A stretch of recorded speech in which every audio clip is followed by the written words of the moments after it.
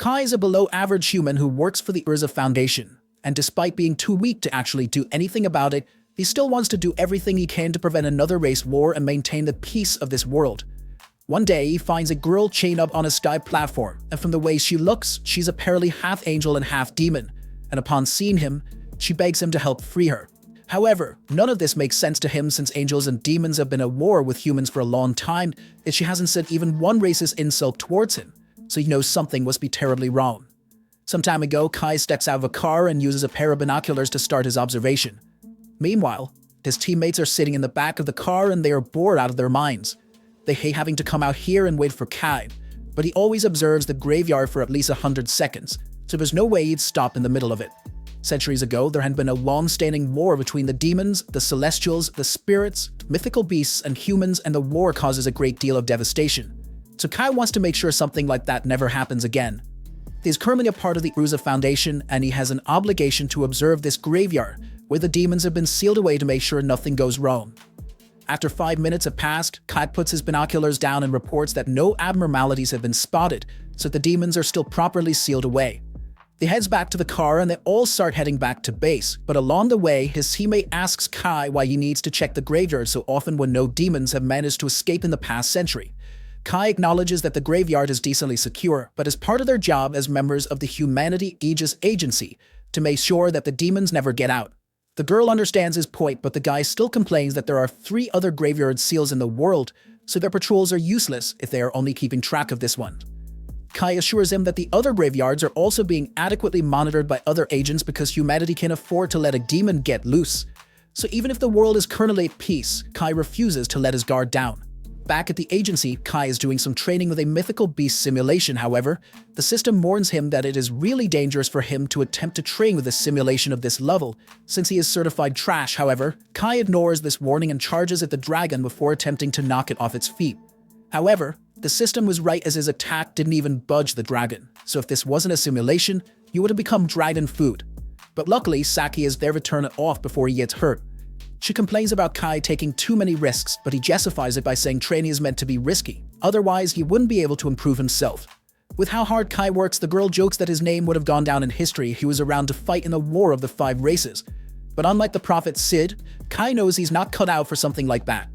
He honestly finds it hard to believe that a human could ever win against any of the heroes of the different races. They were immensely powerful warriors who led their races into battle. Vanessa of the demons, Alfreya of the celestials, Kyoko of the spirits, and Rathi of the mythical beasts. There's no telling what could have happened if those 4 were still around, but luckily, they were all defeated by the prophet Sid. However, that's just the story they've been told since there is no evidence that Sid or his Golbu sword even exists in the first place. The other heroes all have videos that prove that they were there, but strangely, there's nothing about Sid. Even with the lack of evidence though, people still like to believe that he exists because it is comforting. After that, Saki goes over Ashran who got knocked out by the dragon and tells him to get up since they need to start thinking about their gift for Jin's promotion celebration. Ashran says they can just get her a bouquet of flowers or something, but Saki thinks that is too boring since everyone else will be getting flowers as well. Jin is getting transferred to the royal capital of Urzak for her exceptional abilities despite only being 17, so they need to get her a special gift for the occasion. Just then, Kai receives a message from Jin asking him to meet her tomorrow morning, and she specifically asks for this to be kept secret from Ashran and Saki, but they are already looking at the phone, so they start asking if he is dating Jin. And Kai doesn't want to answer any of their questions, so he just decides to run away. By the next morning, Kai is out waiting for Jin to arrive at their meeting spot, and she soon shows up, clearly having put a lot of effort into dressing up for the occasion. Kai is surprised that she actually showed up on time for once since normally you would end up having to wait at least an hour or so. Jin calls him rude for saying that, but she admits that she was extra careful to be on time for their date since she's going to be transferred soon. Just then, she notices that Kai is still in his uniform despite today being his day off, but that is just because Kai came here right after finishing his morning training, so he didn't have time to change. Kai is literally the only guy who would act so casual about going on shopping with her, but that's what she likes about him. The two of them proceed with the shopping, and while Jean is checking out some jewelry, Kai asks what the purpose of this shopping trip is, so she explains that she wants to get goodbye gifts for Saki and Ashran. She knows they are planning to get her a gift, so she wants to give them something in return before she goes since it might be the last time they ever see each other. Kai says she's exaggerating a bit since her transfer will only last 2 years, so she'll be back here in no time. But then, Ashrain and Saki would have completed their service as soldiers, so they would be civilians at that point. In fact, in 2 years, Kai and Jean are probably going to be the only soldiers left with the human Aegis agency. Kai tries to cheer Jean up by reminding her that she's been working hard so she can take over as the head of Urzak after her father steps down. She's been dreaming about it since she was a kid, so she shouldn't be sad about getting closer to her dream. After that, they go on with their shopping and have a fun time with one another, so by the time they are done for the day, Jin thanks Kai for agreeing to come with her since he made the trip a lot easier for her. While waiting at a stoplight, Jean recalls the time Kai went into the graveyard at the age of 10. He was there with Jin's father, but somehow he ended up falling into the realm where the demons had been sealed. And at the bottom he could clearly see the fabled golden sword that belonged to Sid, but he doesn't like talking about it since no one would believe it. It was after this that Kai began his mission to ensure that demons would never be unleashed upon the world again, and he still feels the same way now. Which is why Jean knows he is still going to be a soldier by the time she gets back. And on that note, she asks Kai if it's possible for them to become more than just friends after she returns, but in the middle of her confession, since there are no fireworks to interrupt her, reality begins to collapse. For some reason, Kai is the only one that can see crazy stuff that's happening, and before he can process what's going on, something called the World Reincarnation Order is executed, and he opens his eyes to find himself in a destroyed version of the city. He is confused at first, but his confusion quickly turns to fear as he sees a demon come around the corner. As soon as the demon notices Kai, it immediately starts casting an attack spell to kill him, so Kai is forced to block it with his weapon case. He managed to survive that initial attack, but the demon isn't done yet as it begins to charge up a secondary attack, so Kai makes a run for his gun, and as soon as he gets to it, he loads some of his special bullets and uses them to cancel out the demon's magic. The demon is shocked that a human was able to cancel out its magic, but it's all because his bullets are made with elven magic as their base, so it is enough to counteract demon magic. The demon tries something different and begins casting a spell at his feet, but Kai managed to jump out of the way and close the distance before firing a point-blank shot that incinerates the demon. Kai is relieved that his plan worked since that last bullet is made in order to reproduce the effect of a dragon's fire, but he has never actually gotten to use it before. This is also his first time fighting a demon, so he is glad he was able to move like he does during training. He just needs to hope he doesn't run into a draven though. All of a sudden, Kai hears a voice coming from behind him, so he turns around and finds another demon staring at him and wondering how a filthy human could have possibly managed to defeat a demon. Kai raises his gun and asks why the demon is able to speak the human language if it detests humans so much, so the demon says he found it easier to order around his human slaves by speaking the language. Kai is shocked to learn that humans are slaves in this world, but the demon refuses to elaborate further and says it will get rid of Kai immediately since he seems pretty dangerous.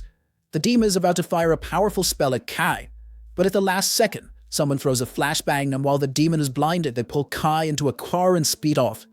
Inside, Kai is surprised to find out that the girl that saved him is actually Saki. Saki says she has never met him before, so she's not sure how he knows her name, and no matter how much Kai insists that they know each other, she still doesn't remember him, and neither does Ashran. Saki and Ashran assume Kai must be having a psychotic episode because of the demon attack, but he genuinely knows them and can't believe they've forgotten about him. He tries telling them that they were on the same team, the Humanity Aegis Agency, but Saki has never heard of the agency and says she's a soldier in human resistance. Kai has no idea what Seki is talking about, so he asks them to explain what happened in this world. They tell Kai that in the War of the Five Races, humans ended up losing. 30 years ago, the other 4 races took over the world, so humanity was nearly eradicated. And the ones that did manage to survive were all forced to run and stay hidden. Kai is slowly starting to put the pieces together and realizes that this place is the city of Vashel after it had been destroyed. Kai is led down into an underground tunnel while Ashran explains to him that the cities all over the world have been claimed by the 4 other races, and they mostly fight among themselves to claim new territory now. This city in particular was taken over by the demons, which is why humans had to move underground in order to survive. They took some of the underground spaces that were still intact and remodeled them to become a safe haven for humans. This way they can keep other humans safe and organize troops to fight back against the other races. Kai stops for a moment and asks why humanity lost the war, but Saki and Ashran think the answer is pretty obvious since no humans could possibly defeat a demon on their own, and on top of that, all the races have absurdly powerful heroes, so humans stood no chance. Kai is aware of how powerful demons and the other races are, but humanity was able to win in his timeline because of the prophet Sid, so he asks the 2 of them what happened to him. However, they'd never heard of anyone by that name. Kai tries to explain that Sid is meant to be a human hero who defeats all the other races, But he obviously doesn't exist in this world, since humanity wouldn't be forced to live underground if they had someone like that to fight for them. Just then, they hear a commotion nearby, so Saki and Asheron realize that the main court must be back, so they explain to Kai that there are many underground human cities around the world, and each one has their main court that defends them. Here, the commander is the one who protects everyone, and Kai can't believe what he is seeing as the commander turns out to be Jin. Jin is greeted by Saki and Asheron, and they tell her about how they found Kai out on the surface, so they brought him inside. Jin compliments them on their good work and walks past Kai, showing no recognition whatsoever. Kai can't accept that Jin doesn't remember him, so he tries to remind her that they were literally shopping together a few minutes ago, but Jin has no recollection of this, so she says she's just going to leave. Before she goes, Kai asks why she's acting like a man when her dream was always to surpass her father as his daughter, and this statement makes her pause for a moment, but Kai is quickly stopped from saying anything more to her. That night, Kai spends his time looking through the records of this world, and everything is the same aside from the fact that all records involving him or the prophet Sid do not exist anymore. However, something still doesn't make sense to him, since if Sid never existed in this world to seal away the other races, then why do the graveyards he created still exist? To investigate, Kai heads over to the graveyard the next day and finds that the blockade stone that was meant to keep its seal has been removed, so he heads inside and discovers the golden sword of Sid inside.